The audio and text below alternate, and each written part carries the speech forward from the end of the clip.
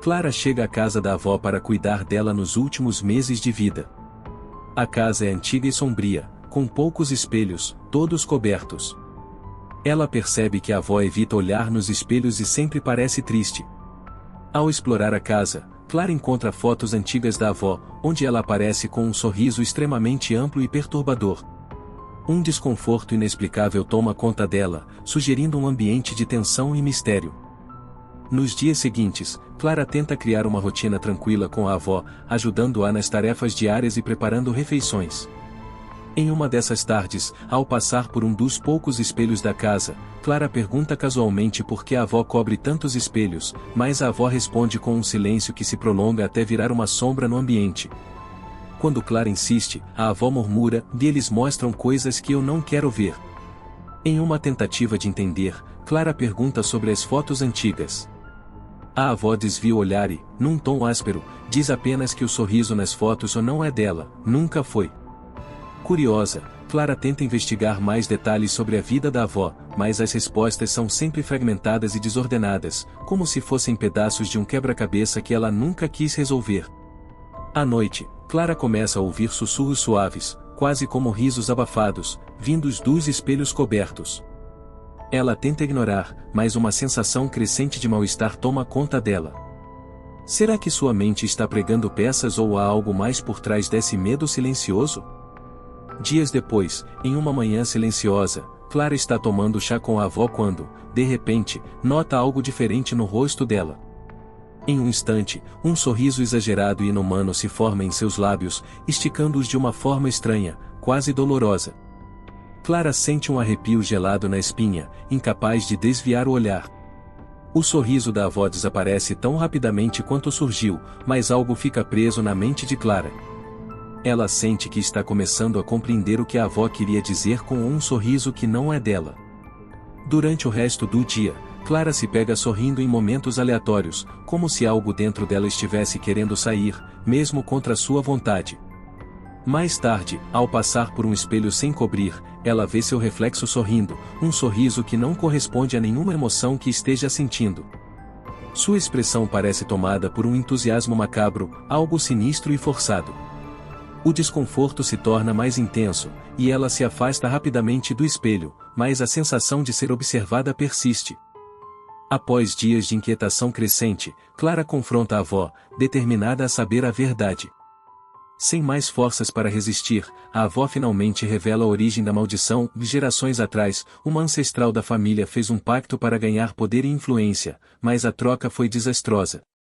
Em vez de força, a família herdou a marca do sorriso eterno, um riso que nunca desaparece e que se apossa da pessoa, sugando suas verdadeiras emoções até que se torne apenas uma máscara vazia. A avó conta que, com o tempo, as mulheres da família perdem o controle de suas expressões e, eventualmente, de sua própria vontade. Esse sorriso inumano se instala de forma permanente, como uma presença que nunca as abandona. Clara sente o peso do horror crescendo dentro dela ao perceber que a maldição agora persegue e já está se manifestando. A revelação deixa Clara perturbada e incrédula. Ela luta contra o desejo crescente de sorrir, como se alguma força dentro dela estivesse tentando assumir o controle. Nos dias seguintes, Clara tenta desesperadamente resistir ao sorriso que parece surgir involuntariamente. Ela evita espelhos e situações que possam provocar esse impulso, mas é inútil.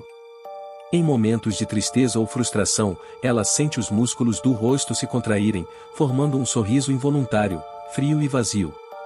A tensão em seu rosto é quase dolorosa, como se algo estivesse moldando suas feições contra sua vontade. Clara percebe que o sorriso se torna mais forte em momentos de medo e solidão, como uma entidade ganhando força. Ela tenta fechar os olhos para evitar seu reflexo, mas o sorriso ainda surge na escuridão de seus pensamentos. No desespero, Clara cobre todos os espelhos restantes da casa e decide evitar até mesmo o contato visual com sua avó, sentindo que o sorriso é como uma presença sombria, sempre à espreita. Em uma noite de tempestade, a avó chama Clara para seu quarto, com uma voz fraca e angustiada. Ela diz que sente que está morrendo e que a maldição do sorriso passará para Clara com sua partida. No desespero, Clara tenta implorar por uma solução, mas a avó apenas diz: "E não há como escapar. Eu tentei, todas nós tentamos. E então, com um último suspiro, a avó deixa escapar um sorriso perturbador, um traço final que Clara nunca poderá esquecer. Apavorada, Clara sente uma força irresistível a puxando para o espelho.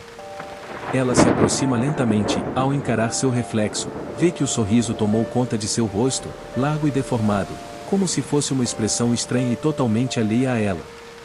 As feições parecem travadas, rígidas, como se ela estivesse presa em um estado de euforia insana. O reflexo parece sorrir com vida própria, algo inumano, e seus olhos brilham com um terror que não consegue mais controlar. Clara tenta desviar o olhar, mas percebe que o sorriso a mantém presa, como se a estivesse prendendo em uma prisão que vai além do espelho.